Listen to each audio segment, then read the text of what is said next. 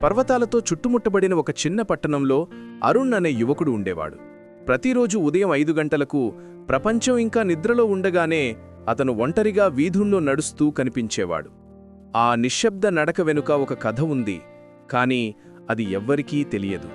అరుణ్ ఒక నిరుపేద కుటుంబంలో పుట్టాడు. అతని తండ్రి ఒక మెకానిక్, తల్లి ఇతరుల ఇళ్లల్లో బట్టలు ఉతికేది. వారు చిన్న ఇంటి గోడలకు పగుళ్ళు, వాన వచ్చినప్పుడల్లా కారే పైకప్పు. ఇలాంటి పరిస్థితుల్లో కూడా అరుణ్కి ఒక పెద్ద కల ఉండేది. ఇంజనీర్ అవ్వాలని, తన తల్లిదండ్రులకు మంచి జీవితం ఇవ్వాలని. కాని స్కూల్లో అతనికి రోజూ అవమానాలే ఎదురయ్యేవి. మందబుద్ధి, పల్లెటూరి అబ్బాయి, పగటి కలలు కనేవాడు అంటూ తోటి విద్యార్థులు నవ్వుకునేవారు. అయినా ప్రతిరోజు రాత్రి ఒక పాడైపోయిన వీధి దీపం కింద పాత పుస్తకంతో చదువుతూ అతను తన కలను బ్రతికించుకునేవాడు. అరుణ్ మొదటి ప్రవేశ పరీక్ష రాశాడు. ఫెయిల్ అయ్యాడు. జనం నడ్వారు. వీడి వల్ల కాదు అన్నారు. రెండో ప్రయత్నం, మళ్లీ ఫెయిల్. స్నేహితులే దూరమయ్యారు. కాని అతని తల్లి మాత్రం ఒక మాట చెప్పింది: కింద పడినంత మాత్రాన కలలు చచ్చిపోవు, ప్రయత్నం ఆపేస్తేనే అవి ముగుస్తాయి. ఆ మాట అరుణ్ను మళ్లీ ముందుకు నడిపించింది.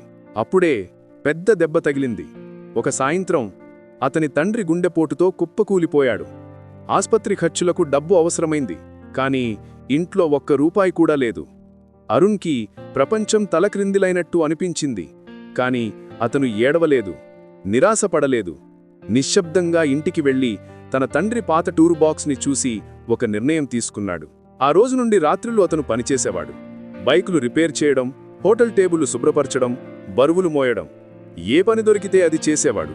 పగలు చదువు, రాత్రి పని. నిద్ర 3-4 గంటలు మాత్రమే. అయినా అతను ఆగలేదు. ఒకరోజు అతి అలసటతో వీధిమీదే కూర్చొని అరుణ్ నిశ్శబ్దంగా ఏడ్చాడు. నా జీవితమే ఎందుకింత కష్టంగా ఉంది, నేను ఏం పాపం చేశాను అని ఆవేదన చెందాడు. కొన్ని నిమిషాలు ఏడ్చి కన్నీళ్లు తుడుచుకొని ఇలా అనుకున్నాడు: ఇప్పుడే ఆగితే అంతా ముగిసిపోతుంది. అతను లేచాడు, మళ్లీ నడిచాడు. ఆ రాత్రి అసలైన బలం ఏమిటో అతను నేర్చుకున్నాడు. నెలలు గడిచాయి. అతని తండ్రి ఆరోగ్యం మెరుగుపడింది. అరుణ్ 3వ మరియు చివరి ప్రయత్నానికి సిద్ధమయ్యాడు. పరీక్ష రోజు కూడా ప్రతిరోజుల్లానే ఉదయం 5 గంటలకు అతను పరీక్షా కేంద్రానికి నడుచుకుంటూ వెళ్లాడు. పాస్ అవుతానో లేదో తెలియదు, కానీ ఈసారి తనపై తనకే గర్వంగా ఉంది. ఎందుకంటే అతను ఎక్కడా ఆగిపోలేదు. ఫలితాలు వచ్చాయి. అరుణ్ వణికుతున్న చేతులతో వెబ్సైట్ ఓపెన్ చేశాడు. అతను పాస్ అయ్యాడు.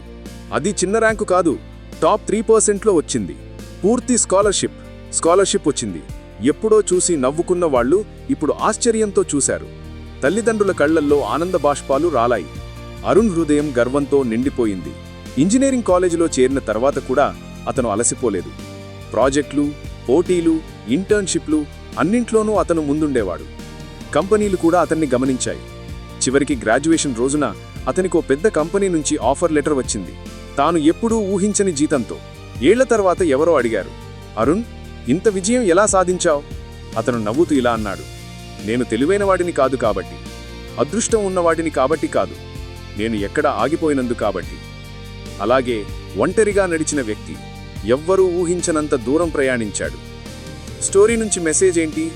వేగంగా పరిగెత్తాల్సిన అవసరం లేదు. ప్రయాణం నెమ్మదించినా పర్వాలేదు, కానీ ఆగకుండా నడిచే ధైర్యం ఉండాలి.